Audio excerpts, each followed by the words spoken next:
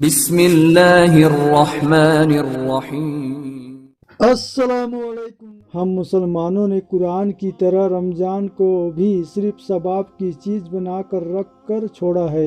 ہم رمضان کے مہینے سے ثواب کے علاوہ کچھ حاصل نہیں کرنا چاہتے، اسی لیے ہماری زندگی ہر رمضان کے بعد فوراً پھر اسی پٹری پر آ جاتی ہے جس پر وہ رمضان سے پہلے چل رہی تھی۔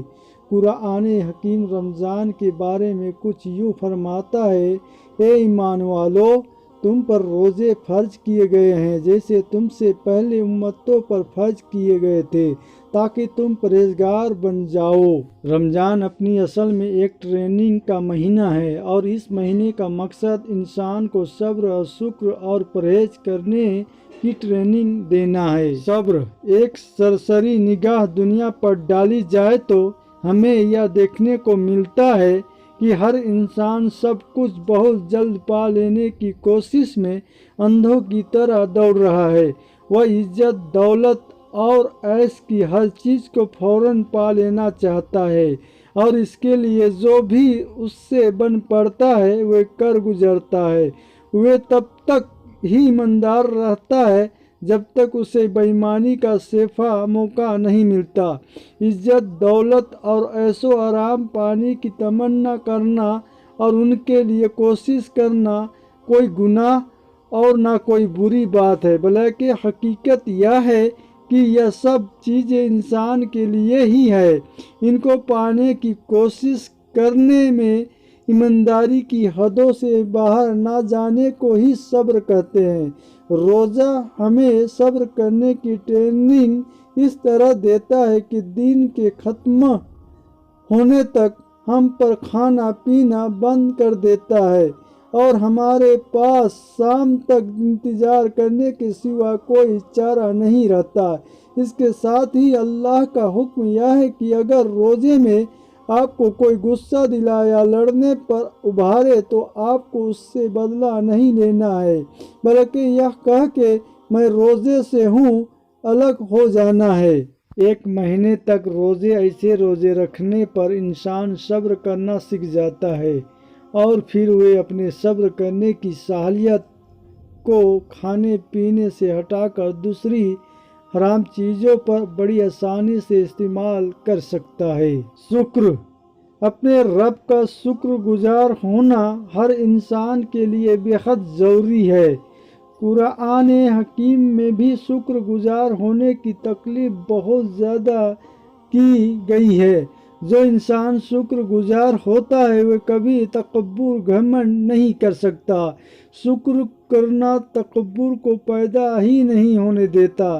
جو انسان رب کا شکر گزار نہیں ہوتا اس میں گھمنڈ پیدا ہو جاتا ہے، اور گھمنڈ اتنی بری چیز ہے کہ حدیث سے پتہ چلتا ہے کہ جس دل میں ذرا بھی گھمنڈ آ جاتا ہے اس دل سے ایمان اپنا بوریا بستر سمیٹ کر چلا جاتا ہے۔ دوسروں پر ظلم کرنا، دوسروں کو ستانا، دوسروں کی بات نہ سننا، لوگوں کی مدد نہ کرنا اور دوسروں کو نیچا سمجھنے کی مانسکتا گھمنڈ کے ہی روپ ہے۔ اس لیے اسلام میں ہر طرح کے تکبر کو سختی سے منع کیا گیا ہے۔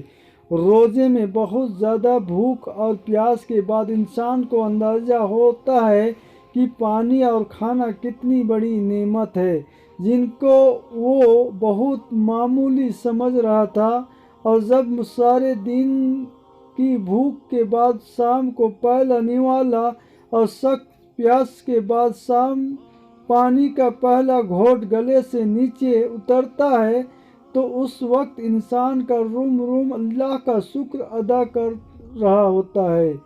ہر روز ایسا کرنے سے ہر نعمت ملنے پر شکر کرنے کی عادت پیدا ہوتی ہے، تو اس طرح روزہ انسان کو شکر گزار بناتا ہے۔ پرہیز۔ انسان کی ہوا کے بعد سب سے پہلی ضرورت کھانا اور پینا ہے۔ باقی ساری ضرورت کھانے پینے کے مقابلے میں کچھ بھی نہیں ہے۔ ایک پیاسا ہی ایک گلاس پانی کا صحیح قیمت جانتا ہے۔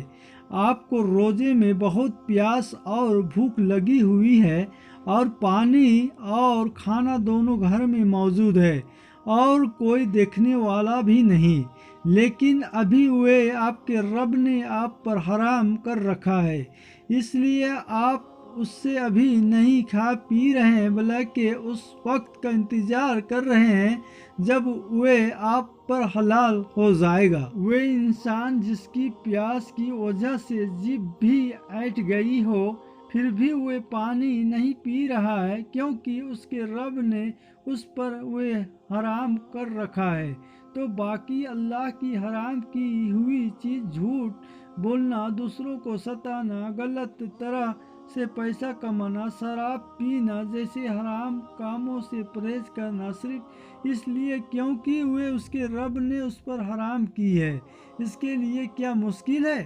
جو شخص پیاس کی حالت میں پانی سے پرہیز کر سکتا ہے وہ ہر چیز سے پرہیز کر سکتا ہے۔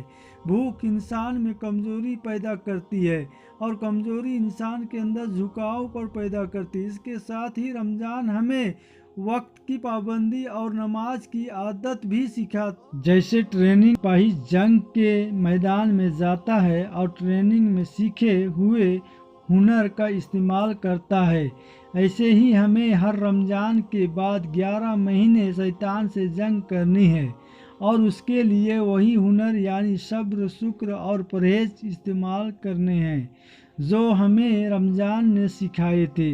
رمضان کا مہینہ ہے جس میں قرآن نازل کیا گیا، لوگوں کے لیے رہنما بنا کر اور بہت صاف دلیلوں کے صورت میں، جو اپنی ہی اصل کے لحاظ سے سراسر ہدایت بھی ہے اور حق اور باطل کا فیصلہ بھی۔ رمضان ثواب کا مہینہ ہے، آؤ ہم سب مل کر اس ہدایت کا مہینہ بنائیں۔ اس بار ہم سب اپنی برائیوں پر غور کریں اور کوشش کریں کہ ان کو مٹائیں۔